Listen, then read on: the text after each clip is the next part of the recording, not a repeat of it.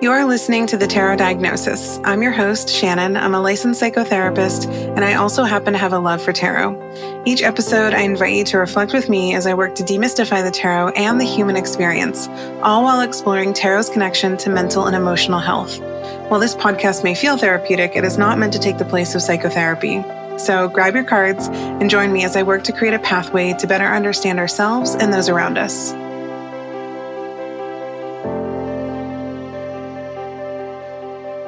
So many of us are struggling with the state of the world, and it's become increasingly difficult to find joy, motivation, purpose, happiness, really any sort of positive feeling.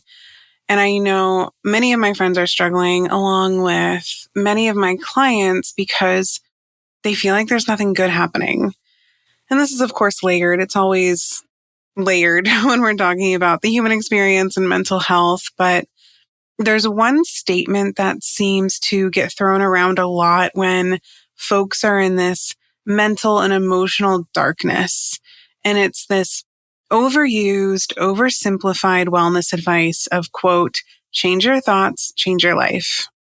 And it always makes me cringe so hard. I get why people say it though. It's catchy and appealing, and it seems simple and accessible.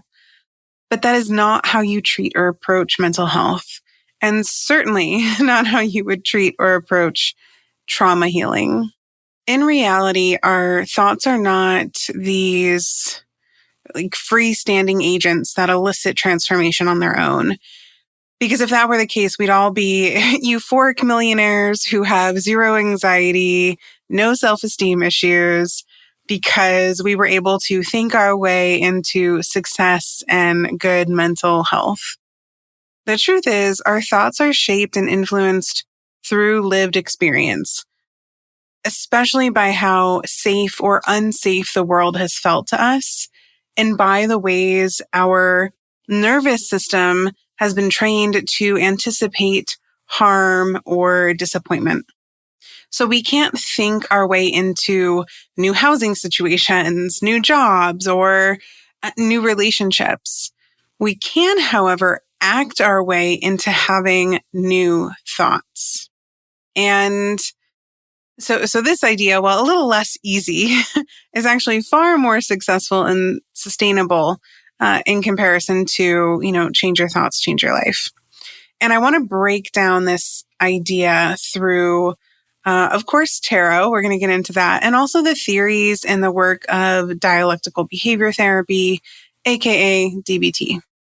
You've probably heard me talk about DBT quite a bit on the podcast from the very start of the tarot diagnosis. And when I was really having a lot of fun finding the links between different therapeutic theories and practice in tarot, DBT was the one that just kept reappearing and reappearing. So you've probably heard me talk about DBT a lot if you've been listening to the podcast for a while. But for those of you who might be new or you don't really know what DBT is, I'm going to give you a brief overview.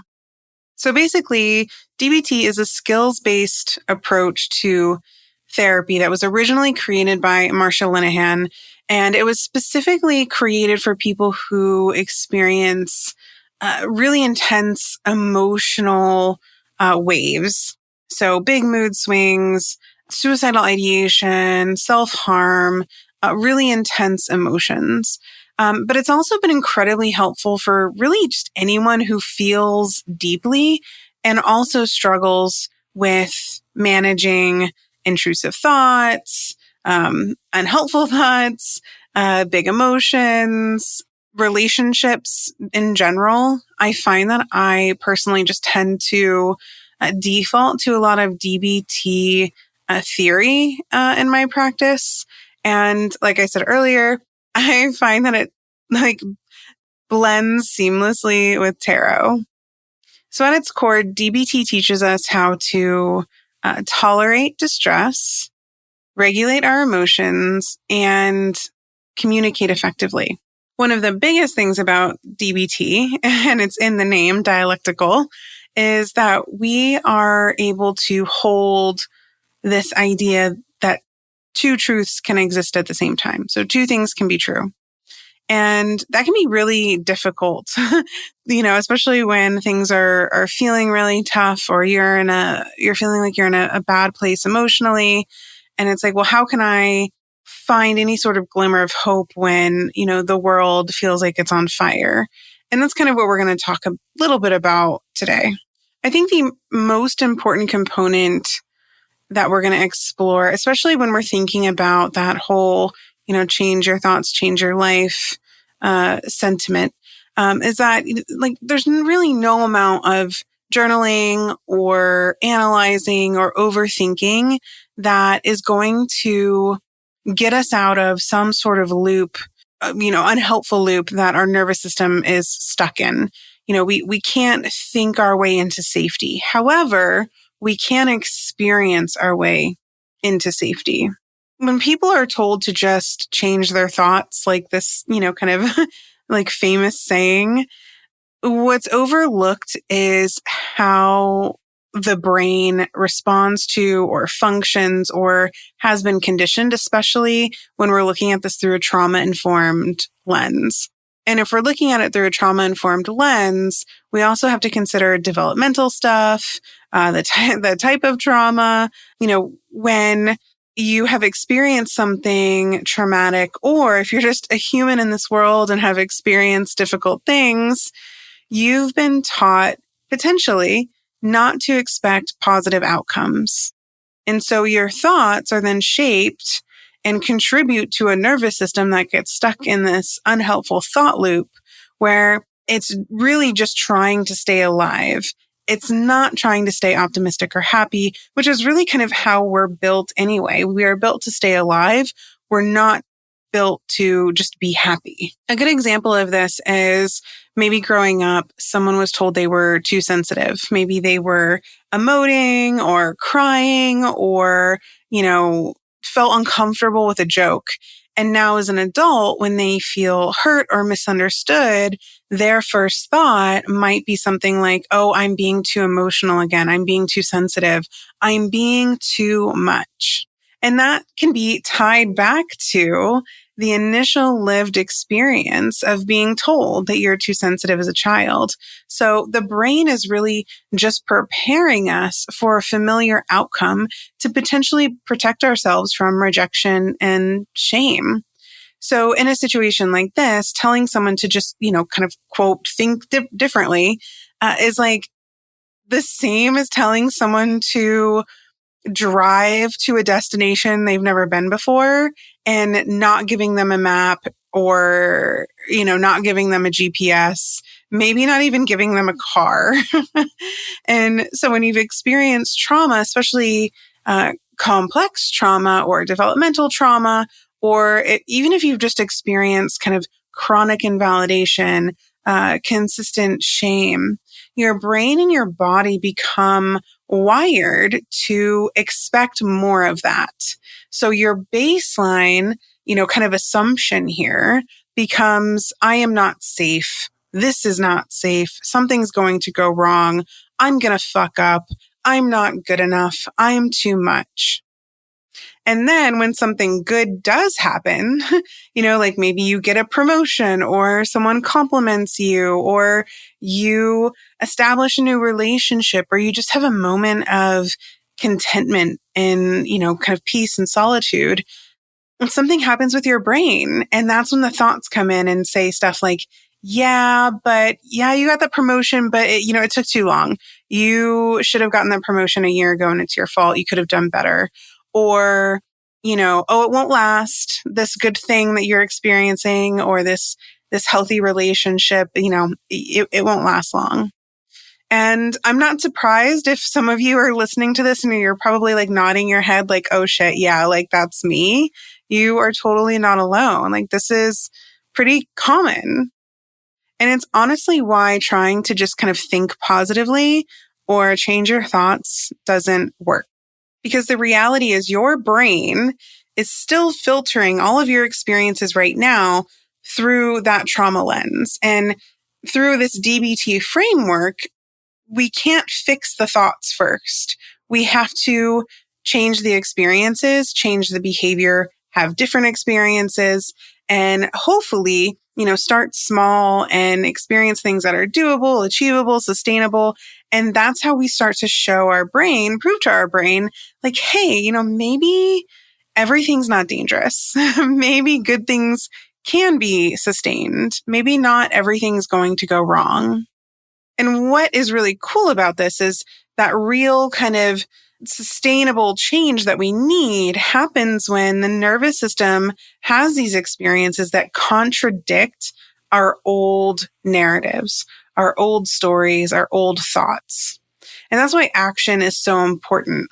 And it doesn't always have to be this kind of big event, some sort of grand or dramatic, scene or experience. Honestly, these kind of collection of micro events, I personally think is what's best, because you want to collect lots of things, not just have one big moment, because then your brain's just going to be like, oh, that was a one-time thing. We want to collect small experiences and events so that we have kind of a full bank of, good, safe experiences to tap into.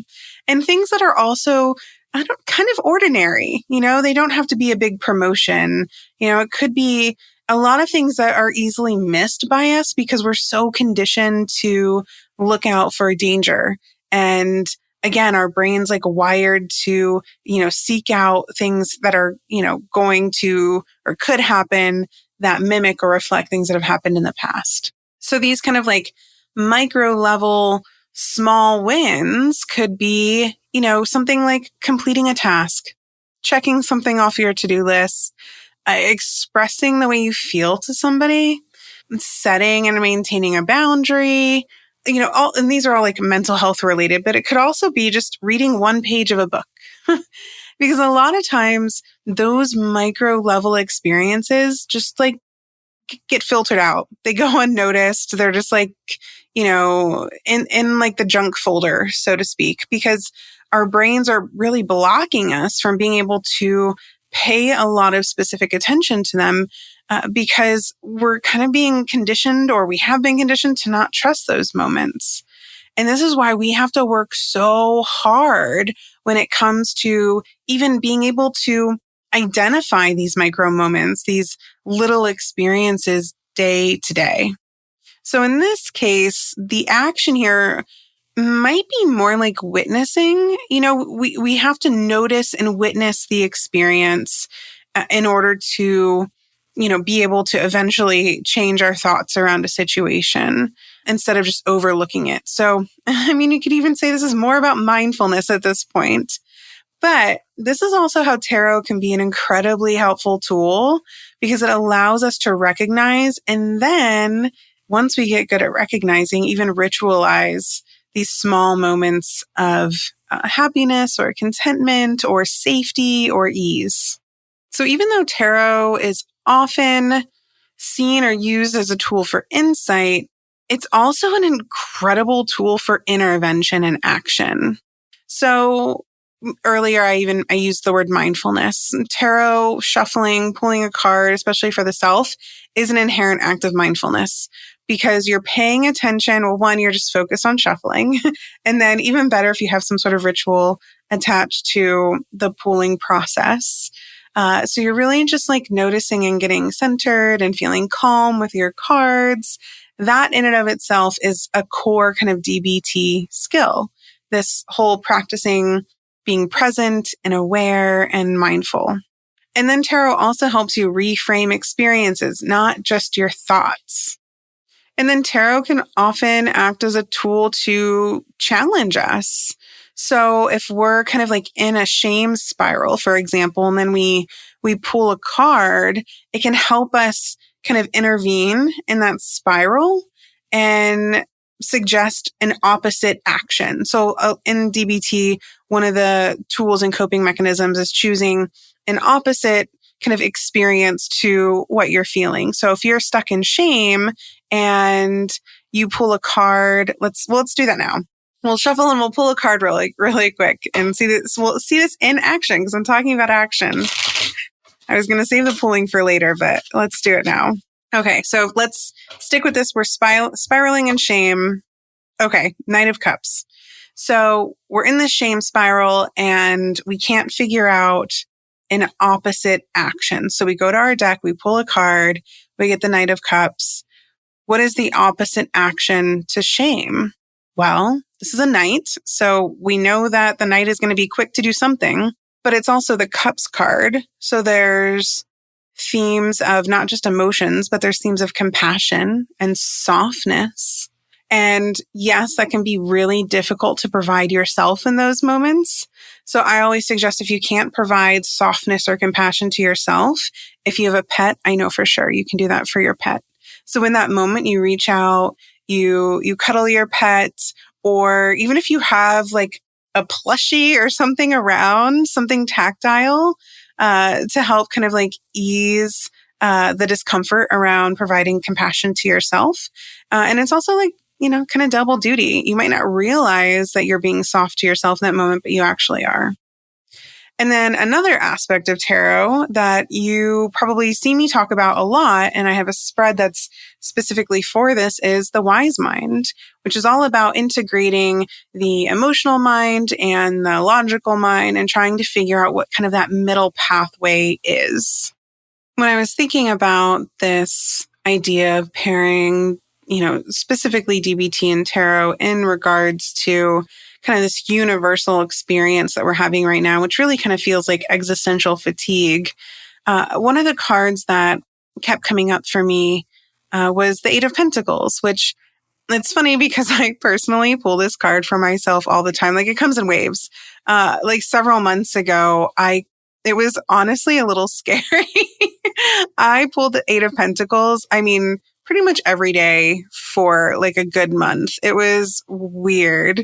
And honestly, when you pull it that much, I just start dismissing it. And I'm like, I don't want to see this card again. I didn't pull it when I was thinking about this episode, but I was thinking about it.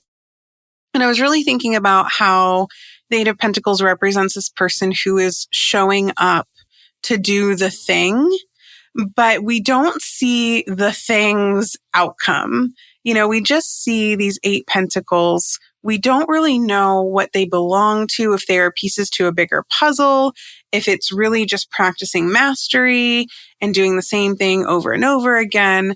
But I really loved this idea of looking at the Eight of Pentacles as kind of like the micro moments of action where, we're sitting down, we're being intentional, and we're saying, we're going to do this thing because I can't think differently. I try and that doesn't change anything. So I'm going to sit down and do something differently and see if that hopefully changes things.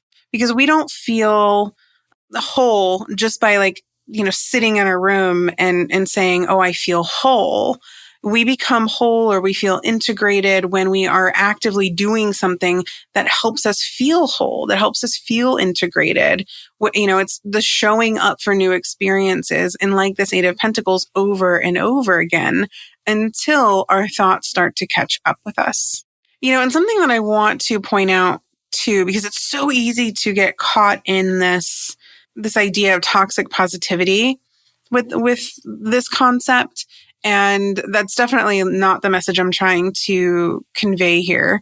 And I know that even just saying, hey, let's do something differently, comes with its own set of obstacles and issues and isn't, always 100% feasible. But I think this route is much more or less toxically positive than saying, change your thoughts, change your life. So a moment ago, I kind of labeled this universal experience as existential fatigue. And I mean, of course it is. How are we supposed to feel or do anything that elicits joy or hope or motivation when it feels like the world is burning? And not even feels like literally in some places is. And I just want to acknowledge that this isn't about kind of avoiding what's really happening. It's just trying to help you feel like you're capable of existing in this world when we're constantly being thrown, one tower moment after another, when it feels like everything is, quite literally collapsing around us. The problem here, though, is if we wait for the world to be better in order for us to feel okay, we're going to be waiting forever. And this is kind of, when I'm having this conversation, especially with clients or even friends, it's usually kind of followed up with, okay, but I don't know how to have different experiences, or I don't know how to have better experiences. And this is when I usually say, well, you probably already are. You're just not noticing the experiences. And that goes back to how I opened the session and talking about these kind of like micro moments. And this is where your tarot practice can become really helpful for you for identifying, any of these little micro moments. So I gave some examples of actions earlier, and I pulled a card. So let's pull another one, and we're going to see how it could represent. And actually, this is this is part of a spread that I developed for this episode, which I'm also going to pull cards too momentarily. Well, let's pull another card, and we'll see how it can represent maybe some experiences that we're already having. 6 of Wands. Oh, that's actually really funny. And synchronistic. The victory card for all of our small micro victories. And that doesn't really help. I kind of want to pull another card because that feels just like the concept that I'm talking about. All right, let's see what else can come up. Okay. Queen of Swords. This looks like what I mentioned earlier about setting a boundary. So that could be something that we would dismiss or look over. Speaking our truth, holding true to something, maybe putting ourselves first. Those are, I wouldn't even say that's a micro win or a micro victory, but it is a win. Some other examples would be just like showing up, like going to therapy, showing up to lunch with your friend when maybe you were like, oh, I don't really feel like I have the social energy, even though you know that you would feel better afterwards. It could be finally emptying the dishwasher or taking the clothes out of the dryer. It could be, reading a chapter or even just a couple pages of a book instead of like doom scrolling. These are all micro moments where once we start noticing those and we let them build, then our thoughts are like, oh, okay, not everything is terrible. I have these small moments that do make me feel content and make me feel safe and accomplished. And so, yeah, we definitely need more of that. Okay, so I kind of want to get into the spread that I created for the episode today. So we're going to pull some more cards. And so, feel free to pull along with me. I love when you all DM me and email me and tell me the cards that you pulled, or even if you're listening on Spotify, when you leave the comments, I always get so excited. I'm like, oh, someone commented on Spotify. I wish that you could comment on all the platforms. But yeah, grab your deck and I want you to pull alongside me. So this is going to be just a 3-card spread. And we are going to be focusing on the micro wins that we've been talking about through this whole episode so far. So the first card that we're going to pull is a micro win that I might be overlooking right now. And then we're going to pull a card to represent an action that we can take that supports this new kind of like healthier thought patterns that help us get out of the unhelpful thought loops. And the third card is, how can I stay present enough to notice when change is happening? So let's go ahead and just start pulling. So card 1 is going to be a micro win I might be overlooking now. I think I'm going to actually I'm just going to pull all 3 cards now. So a micro win I might be overlooking. All right, the Hanged Man. Next is an action I can take that supports new and healthier thought patterns, helps get us out of those thought loops. Okay, the Empress. But tarot's feeling really cliche today, man. I was kind of hoping for a challenge. And then the third card is going to be, how can I stay present enough to notice when these micro changes are happening? The 10 of Cups. All right, let's get into it. So for the micro win, we have the Hanged Man. So the micro win that we might be overlooking. I love looking at the Hanged Man as a purposeful pause. Of course, stillness. We forget that allowing ourselves to be still is actually a huge act of self-trust, especially in a world where we have access to constant distractions. I guess a good example of this would be before I moved to Phoenix, my micro hanged man win would be taking like 10 minutes in between clients to walk around my garden. I would always do kind of like a quick pruning, just, I don't know, touch some leaves, notice the birds. I really miss that stillness, but that was for sure a micro win that I would totally overlook. Okay, so then card 2, an action I can take that supports new and healthier thought patterns and helps us get out of these thought loops is the Empress. And okay, I love this, but it also feels too easy and a little too cliche. Like, okay, it's time to nurture yourself. It's time to create. It's time to rest. It's also time to receive. And yeah, so this doesn't have to be like, oh, go paint an epic art piece. I think this is like, did you drink water today? Yeah. Did you allow yourself to move slowly? Okay. And did you take a moment to experience something that feels good or feels creative? So I think this is all about also allowing small moments of pleasure without guilt or shame. Okay, so now we have the last card, which is how can I stay present enough to even notice when these kind of micro moments, micro wins are happening? And for this, it's the 10 of Cups. And this one might be a little bit of a challenge. I think that this is about, noticing when things are maybe boring, but in a good way. I saw something, I don't know, this was probably a couple of months ago. I can't remember where I saw it, but it was a quote that said, when you feel bored, you're actually just safe. And I was like, oh, wow. Yeah, that checks, especially for those of us who are so accustomed to there being like constant chaos that stillness and being bored almost doesn't feel safe. So I think this 10 of Cups could represent routine and, it's a family and we get into routines with our families and, you're kind of going through the motions and that's not a bad thing. Like that is a sense of safety. So yeah, maybe this is, which is so funny. I wouldn't typically think of like, oh, the 10 of Cups equals boredom, but I think I thought of routine and I am someone who, even though I love a good routine, can sometimes perceive routines as boring. But boring can be good. Boring is safe. So yeah, that whole saying, change your thoughts, change your life, not great. And it also assumes that the brain is in charge here and that the brain is kind of leading the process of healing. But when we're looking at this through a trauma-informed lens, the body is really the one in charge. And an action is what should be leading here. Experience should be leading.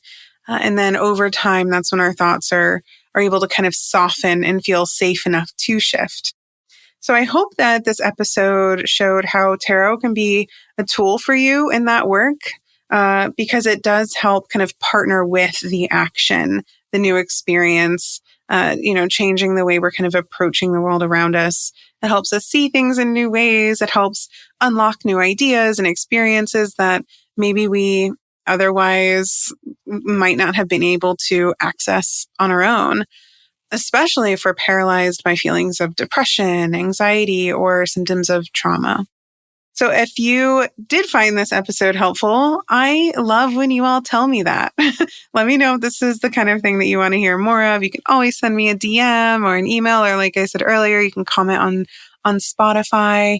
So yeah, let me know what you ended up pulling for this spread.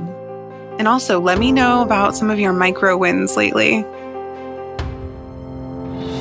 Thank you so much for listening to The Tarot Diagnosis. For more tarot and mental health content, follow The Tarot Diagnosis on Instagram. You can also subscribe to the podcast so you never miss an episode, and sign up to receive the Tarot Diagnosis emails, where you'll have access to exclusive spreads and exciting announcements. To join an incredible community of tarot and psychology enthusiasts, join the Tarot Diagnosis membership community, The Symposium, by visiting thetarotdiagnosis.com.